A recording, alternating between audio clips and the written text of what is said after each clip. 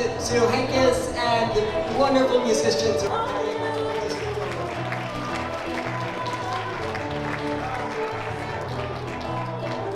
want to just give one brief acknowledgement and thank you to Mayor McCarthy, Councilor Cates, and so many from the wider community who have joined us and shown their support for our community to carry this wonderful legacy forward.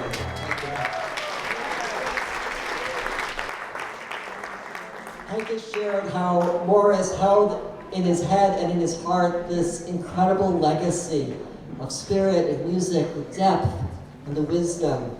And you all are playing a part in bringing it forward. Whether you contributed as a major sponsor, whether you simply bought a ticket, you are, and whether even just showing up and being here in this room, we are all part of carrying forward the legacy of resilience, of spirit, of depth, and of joy. So thank you to all of us for being here today. And thank you to Hankus and the students who are here now, the second half.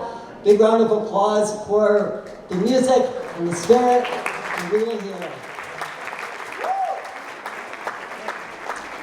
So we are going to go now to another uncle. I mean, what I love about this is like you meet these, you meet a person through their music. Like we don't know that much more about them. We do know what their songs were. And we're going to meet Uncle Shloima now. Uncle Shloima actually taught Mr. Hollender how to daven. So we owe a lot to Uncle Shloima. And it's his melodies that were carried on. And the family, a long, long lineage, a Sephardic family, the Hollenders, who could trace their origin back to Spain, and then to Amsterdam, and then to the Carpathian Mountains, where there were quite a bit of Sephardim, all of whom spoke Yiddish. And they were smart, right? I mean, they went to a nice place. As, you know, it was beautiful. I mean, Mr. Hollender would describe, as you saw on that poster, he would describe that area as a paradise when he was a child. It was absolutely beautiful because of Masaryk, because of Thomas Masaryk, who was the first elected president of Czechoslovakia, who was also killed by the Nazis in the late 30s. And so we're going to do a Paphias tune from Uncle Shloima, and then we're going to do some of the Freiluchs that Uncle Shloima liked to sing. And Paphias is a prayer in the Musaf service, the second day, usually the second day of Rosh Hashanah, thanking God for the creativity of the people who lead the prayers. Praying for them. Praying for them to be able to be creative. Which is a nice idea, right? That there's actually a prayer for creativity. So we're going to do an improvisation that Mr. Hollender remembered his uncle doing, Uncle Shloima's Paphias tune, followed by a bunch of dance tunes, and the dance floor is open. So, you know, I don't have to tell you. I know that there are some conspirators right out there who have asked me if it's okay to dance. Yes.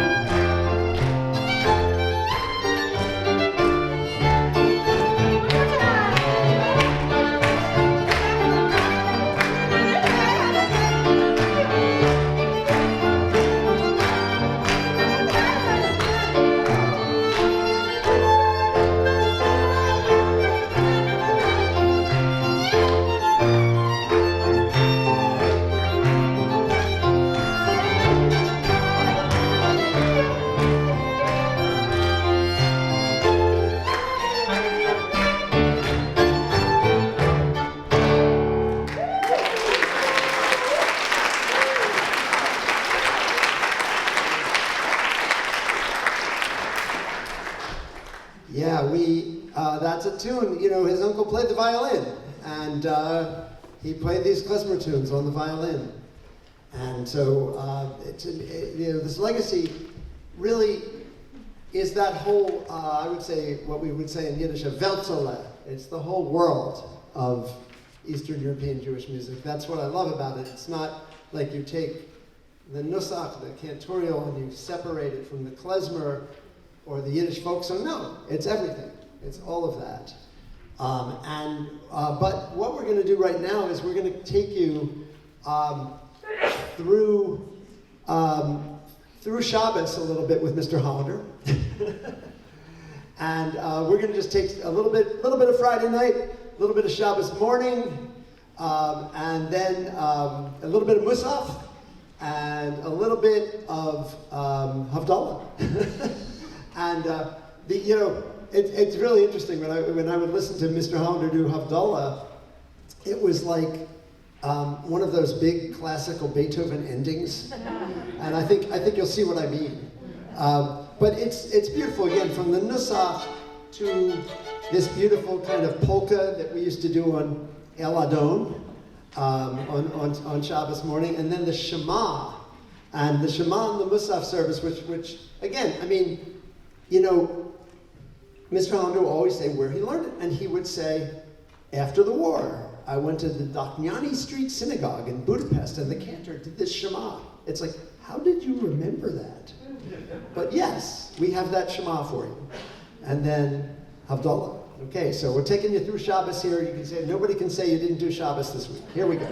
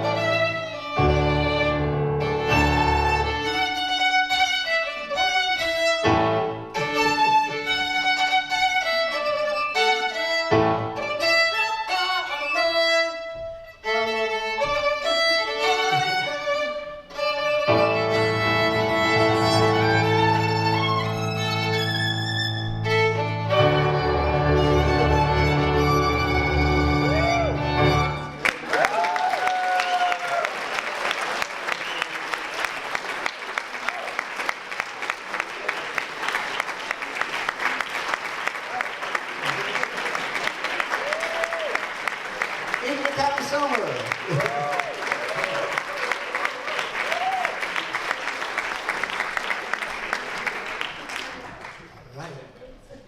Who needs a wine and a spice box? Okay, well, let's call up the choir here. So one of the things we like to do here at Temple Beth Israel was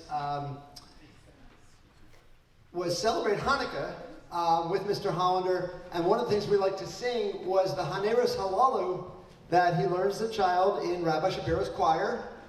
And again, we have no idea whether anyone knows this anywhere else in the world, but this is one place where we know it, and we're going to feature Lucy Geller as in Mr. Hollender's solo part, because he taught us the chorus part, and he did the solo part, so here we go.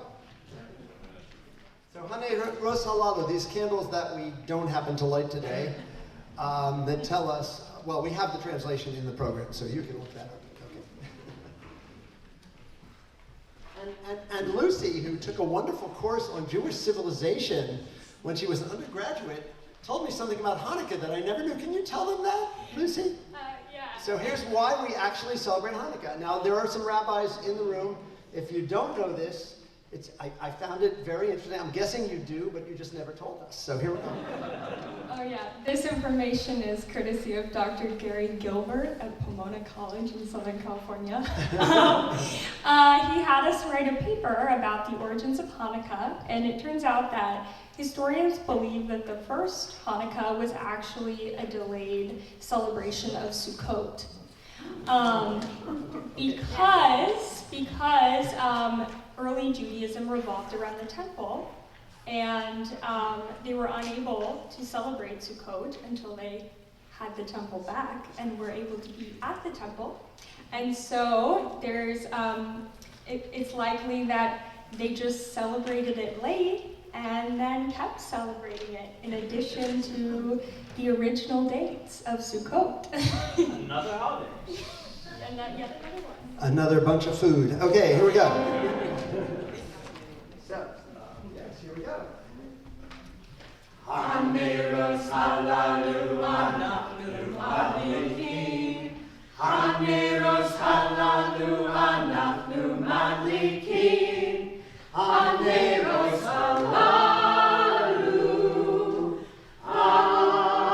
anachnu madlikin. Haneros halalu anachnu madlikin. Anachnu madlikin.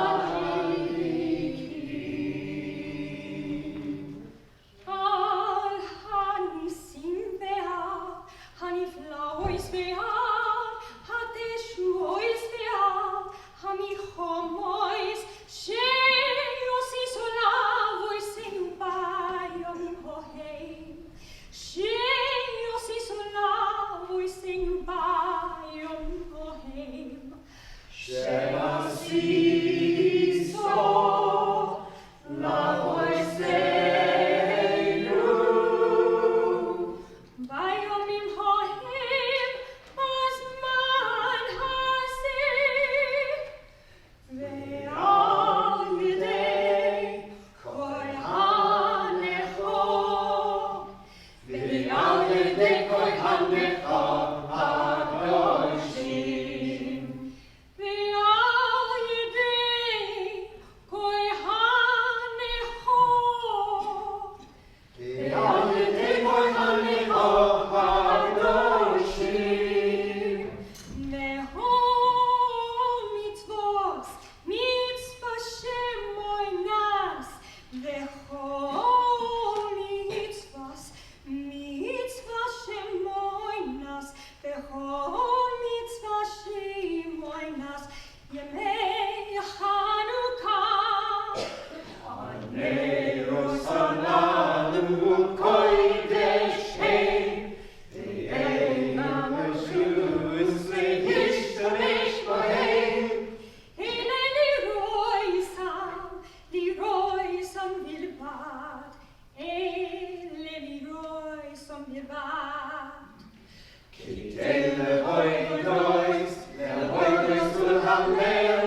Kidei lehoidois ulhalel. Nisim hagadol yal.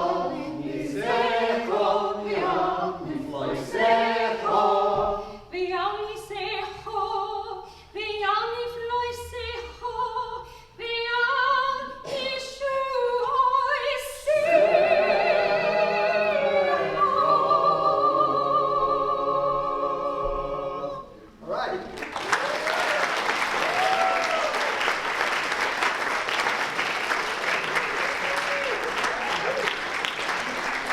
Geller. All right. So if you haven't celebrated any of these holidays, you know, you can really, I mean, today is great because we're going to move on to Purim. And we always started Purim with this niggin, Mr. Hollender would sing. And it's a niggin that you can sing during the year for a lot of prayers, but it's most known for the Israeli song that came out of it, Chag Purim. But it's actually a niggin that goes way back to Eastern Europe, and here we go.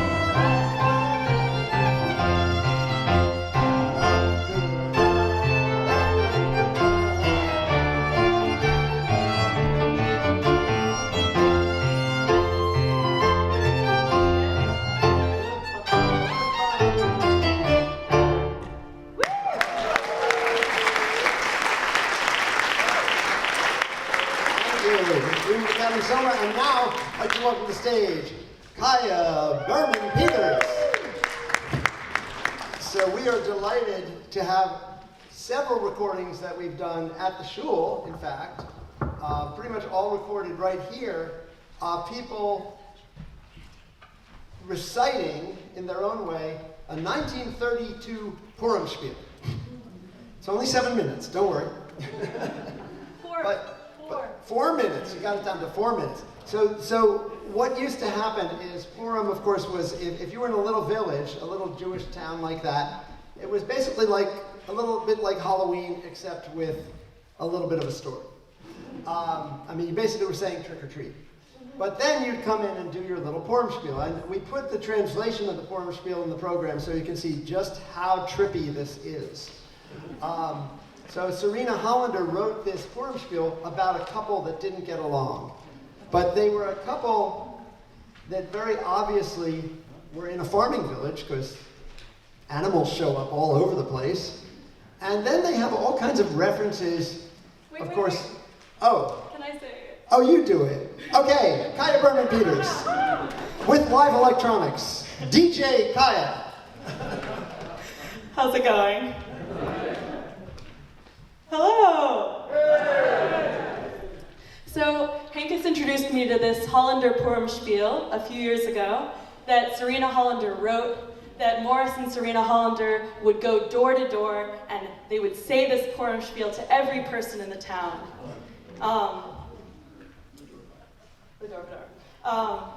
So, on its face, this Purim spiel, it tells the story of a husband and wife who are fighting. And we might like it because it's very funny that they're fighting and everything rhymes. We might like it because the wife ends up winning the argument. But the reason that I like it, and that I think it has endured for so many years across the Yiddish world, partly because of Hankus, but also because hidden in between these lines are glimpses of the life that Morris and Serena Hollender lived in Eastern Europe. A life that was imbued with the mythology of the Torah, a deep relationship to animals and natural surroundings, and filled with magical incantations and whispering. This piece is most deeply for me a reflection of that magic. You'll hear the voice of Morris Hollender. You'll hear the voice of a production that was put on a few years ago featuring Miriam Chaya Siegel and Henry Carey acting as the husband and wife. And you'll also hear little bits and pieces of the Yiddish world today, a world that seeks to reflect back the magic of the life that so many people dear to us lived. You all have the full text in your program book, but this piece is not meant to convey the full story. Instead, it intends to highlight the moments that have made this story the magical backdrop of my life. Perhaps moments that have made it endure in the hearts and minds of so many of you today. This is the electronic Purim spiel.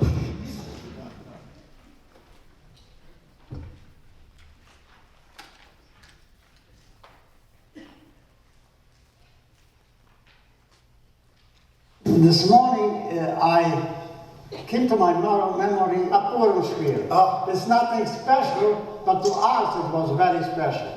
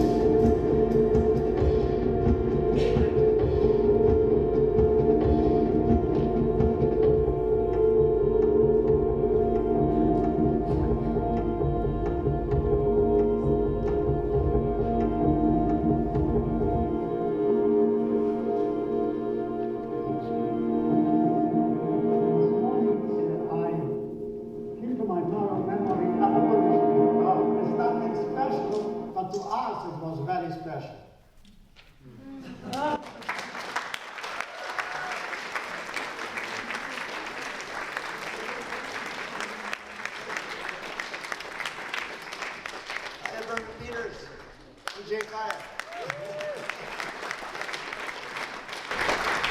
Wow, I really like the horses the best. Look at those horses. I thought the horses were here, right? Were those horses? Those were horses, weren't they? Horses and the grogger. I'm saying the grogger. I'm the grogger. I heard it. Well, we only have a few more pieces for you today.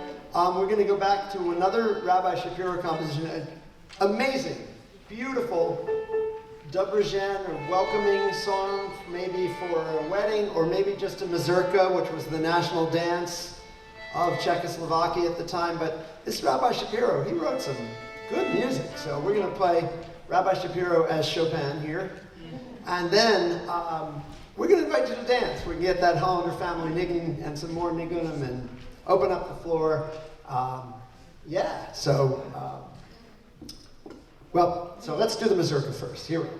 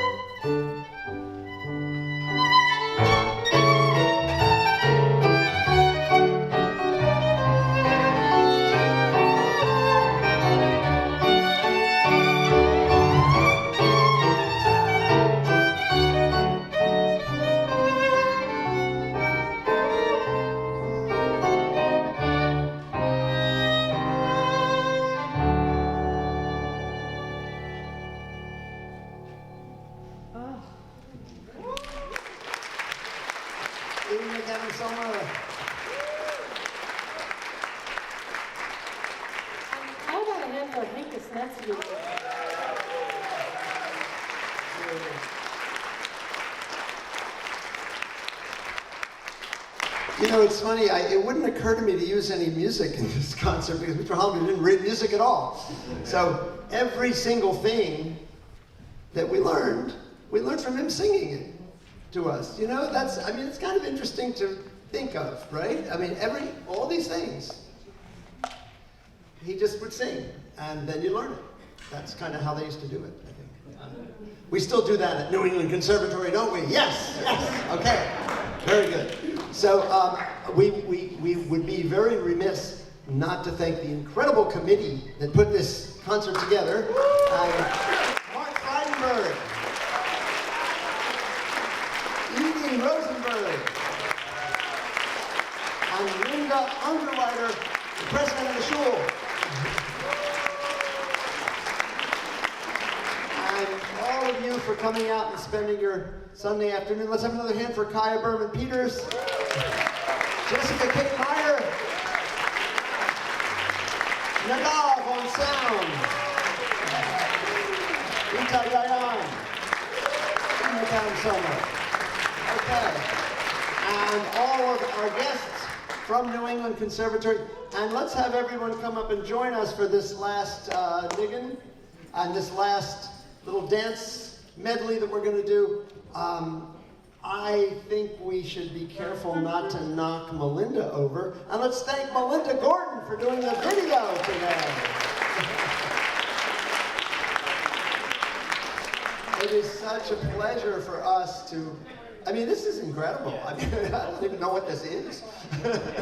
I mean, to celebrate this musical legacy of one person, we cannot celebrate it enough. And people do celebrate it. I just want to say this lives on. This music lives on, and it's because of this wonderful congregation, and it's also because of the. Okay, but